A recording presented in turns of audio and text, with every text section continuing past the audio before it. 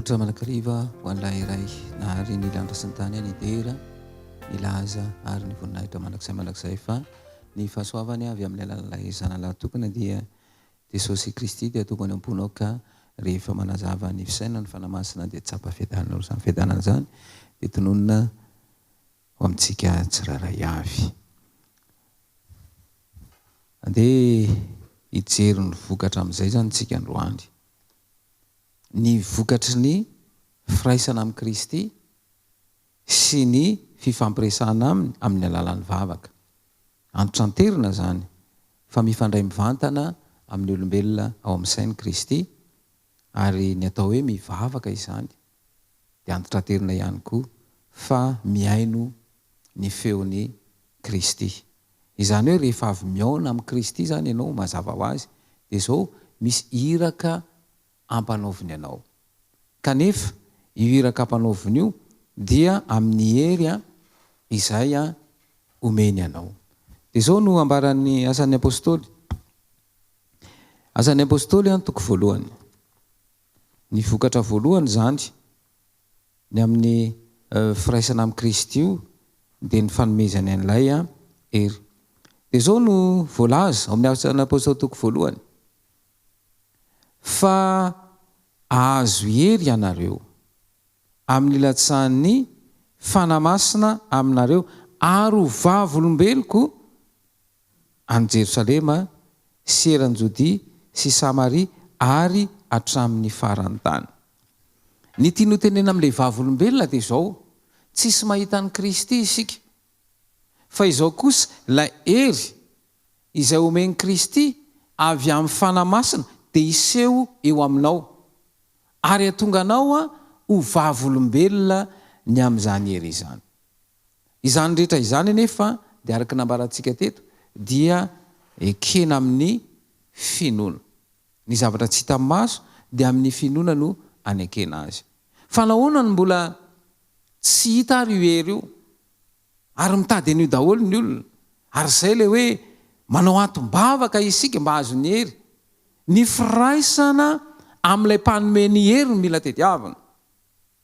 Ny firaisana amin'ilay mpanome ny hery tsy ny vokatry ny hery fa ny antony mahatonga ny hery io zay ny tokony ho katsahantsika.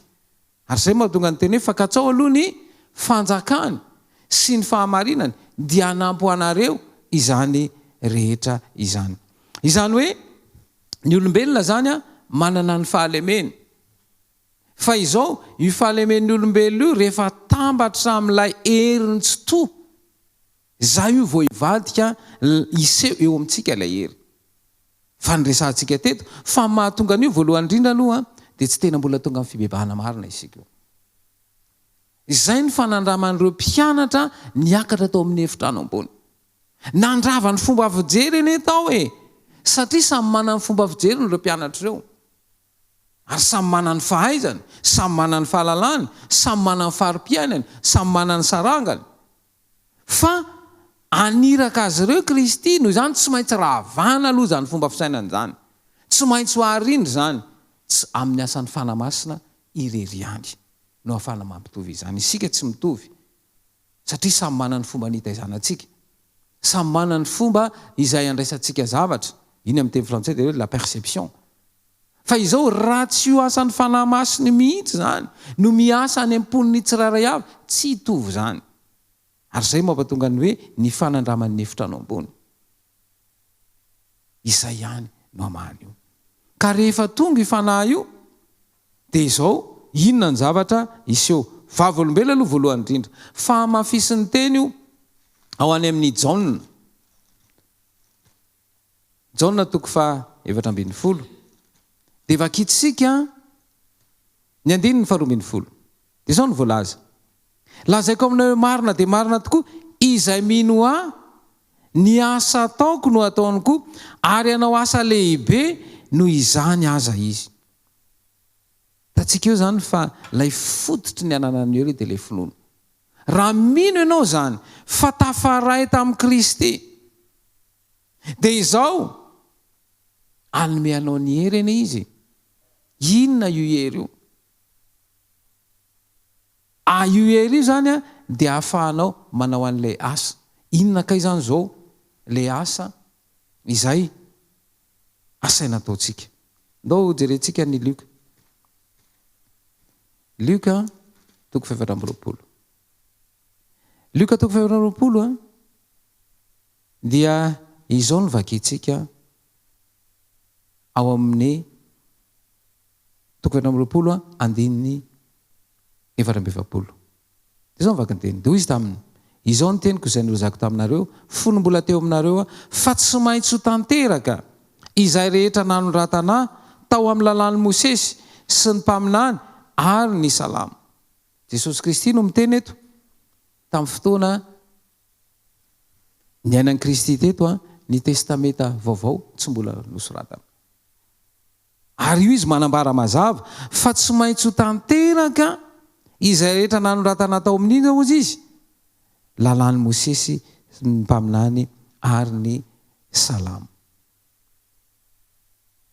Zany hoe tsy mbola takatry ny olona zany zao ny tena ambarina soratra masina rehefa nambara tamintsika teto fa raha miafina ny filazantsaranay dia miafina amin'izay ho very zany. Izany hoe tany amin'ny testameta taloha zany dia nisy fanambarana ny Kristy ary tsy tena azo.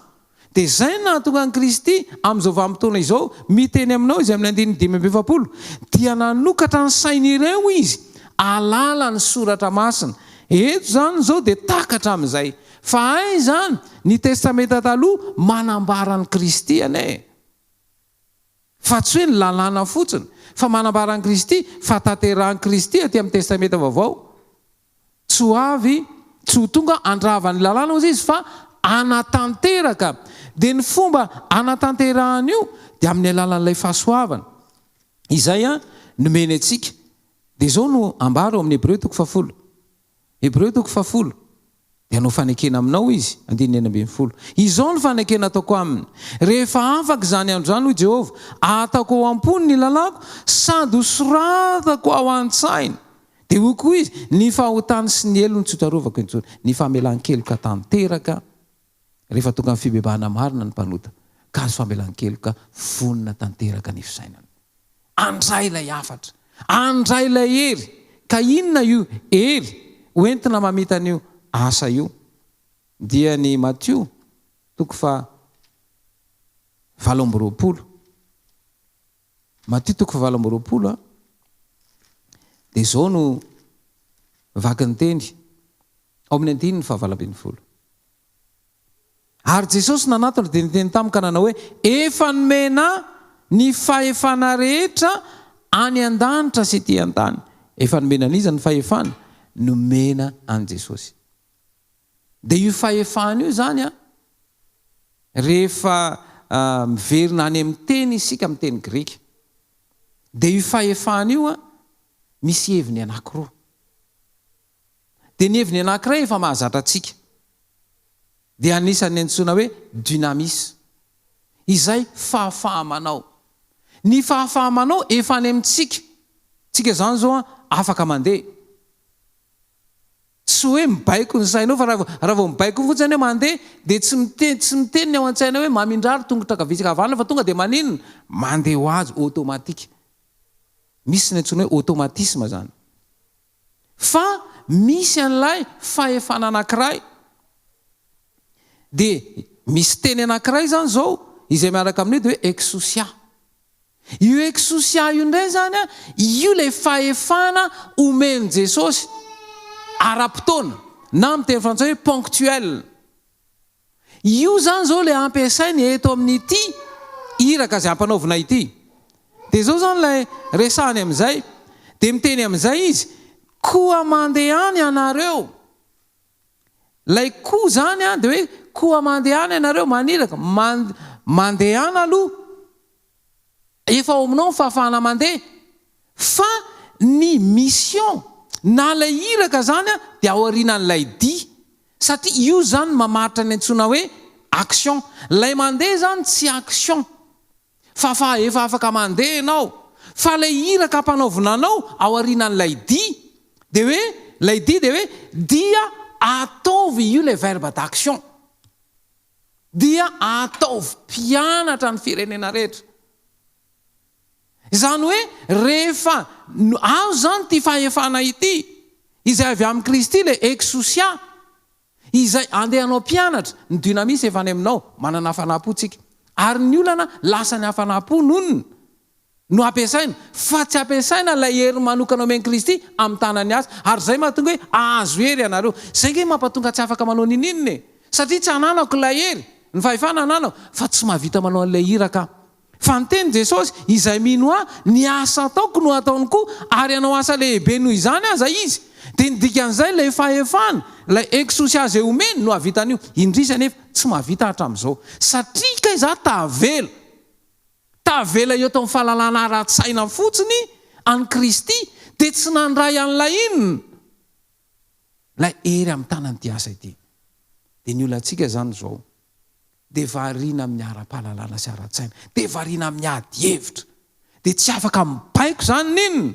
ny saina aniraka dia izay mahatonga an Jesosy ny teny izy hoe omena anareo io hery amin'ny tanany asa io koa mandeha any ianareo dia ataovy mpianatra ny firenena rehetra manao mpianatra ny resana ka ny atao hoe manao mpianatra dia mandeha ianao manao mpianatra misy mpampianatra zany izy mpampianatra io dia izao le tenenina koa mandeha any ataovy mpianatra ny firenena manao batisa azy ho amin'ny anaran'ny Ray sy ny Zanaka ary ny fanamasina 19 amin'izay ny tena mahakasika anao sady mampianatra azy hitarina zay rehetra nandidiko anareo izy ty resahany ety zange io resahany io mampianatra zay rehetra naninona nandidina anareo ny mivavaka zany zareo araka ny resantsika teto foana dia miaino ny feon'ny Kristy dia voalohany indrindra ahatonga sainanao ny fanamasina ho tonga amin'ny fibebahana marina fa ny mpanota anankiray rehefa tonga amin'ny fibebahana marina ka miaiky ny elony izy dia hodiovina ny fony ary zay voadio ny fony andray an'io izy fa matoa zany mbola tsy miseho zay dia tsy mbola tonga amin'ny fibebahana marina mbola tsy mahatsapa ny eloka zay ataoko dia iny zany mandeha ny fotsiny lasa mandeha fotsiny ny faharoa dia izao omeny la hery dia le fahefana ho vavolombelona izay mino any Kristy dia hanao asa lehibe izy tsy mihoatra lavitra noho nataon'ny Kristy omeny la hery ho vavolombelona any Jerosalema dia izao zany ny fahombiazan'ny iraka dia izao ity teny lazain'ny Zakaria toko fahavalo dia izao nambaran'ny Zakaria toko fahavalo 13 izao no lazainy Jehovah tompony maro amin'izany andro zany dia hisy folavy amin'ny firenena samy hafa fiteny rehetra hiazona ny sisin-damba ny jiosy anankiray ka hanao hoe mba handeha hiaraka aminareo izahay fa efa renay fa momba anareo Andriamanitra zany ene ny fiaonana amin'ny Kristy zany ene ny vokatry ny asan'ny fanahy eo amin'ny olona anankiray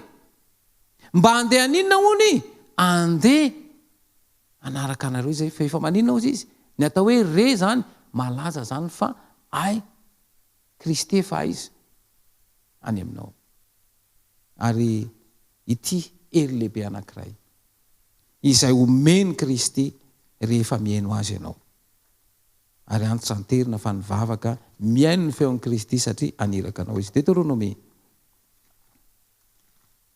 Deutéronome toko 20 Deutéronome toko 20 vakina ny 1 fa ny lohateny io dia izao ny soa izay ho valy ny fanarahana an Jehovah 1 raha miaino tsara ny feon'i Jehovah Andriamanitra ao ianao ka mitarina anaraka ny didiny rehetra izay andidiko anao an'io dia sandra Jehovah Andriamanitra ao ambonin'ny firenena rehetra amin'ny tany ianao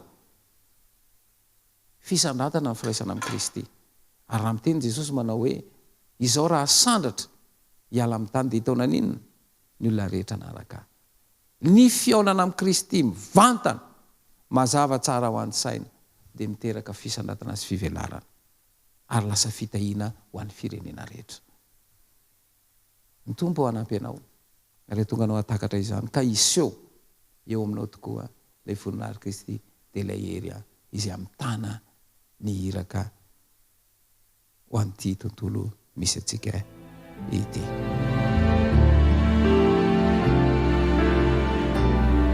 Ry Andriamanitra rainay tsaro, misaotra anao izay no nanomezanao izao fotoana izao. Amindra fo aminay ianao, misaotra noho ny amin'ny teninao ary mangataka ny fanahinao izay mba hanazava ny sainay ao anatinay ka ho vavolombelonao tokoa izay eo amin'ireo manodidina anay. Anaran'i Jesosy. Amen.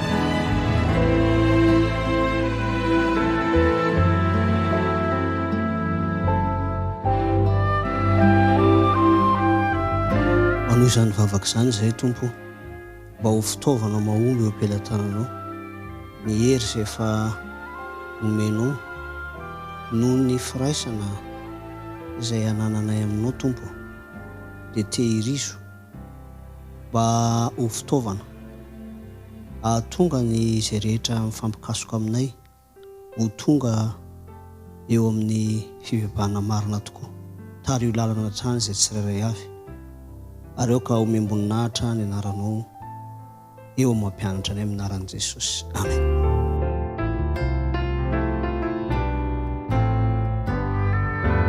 Nikasitrahana manokana ianao Jesosy malala, noho ny fanokafanao ny sainay amin'ny teninao, ahafantaranay ny tena hevitra ny fifandraisana aminao sy ny hevitry ny vavaka izay ahafahanay mahafantatra ilay hery izay omenao anay, izay mitarika anay sy aniraka anay hanatanteraka ny asa izay ankininao aminay.